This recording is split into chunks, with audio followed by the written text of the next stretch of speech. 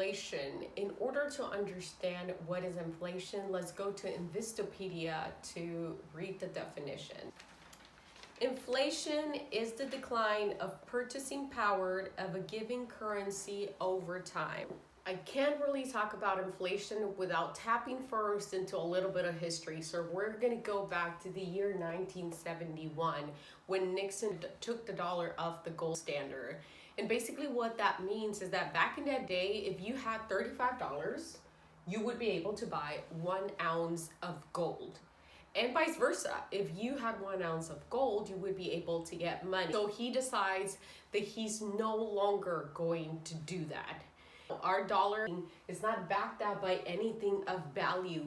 Right now, it's basically off, and it's been off since, which every time the central government feels that there's either a depression or the economic system is not functioning so well, what they do is they print out more money. And I'm going to go really quick through the cycle of what really causes inflation.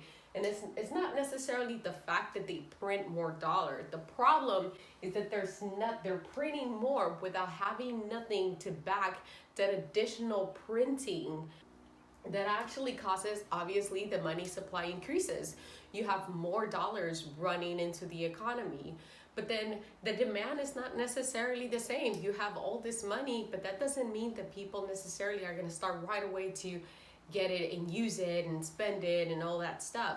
No, it's a period. So what you have is you have this increase in supply, but then the demand actually goes down because then you have more. So what that causes in return is the currency loses value. We have our little dollar here asking for help. So basically, yeah, your currency starts losing value, which in return, what takes place is that the vendors don't increase their prices because obviously their dollar is not worth the same. They don't want to lose any value. So, hey, how about if I increase the products that you consume daily?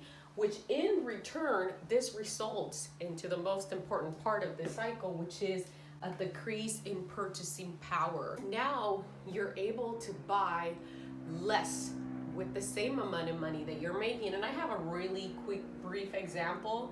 Let's say that you go to get your groceries and you end up paying $100. That's what you basically pay every time you buy whatever items on your list. Let's say the next year you go and you get the same items, but now for the same items, they're charging you $103. That means that you are actually experiencing a 3% inflation increase. And maybe you don't have the 103 because you were already used to paying 100, so maybe you'll have to take some of the groceries to make sure you only pay with your $100 that you have. I hope you like this video. Thank you so much for watching.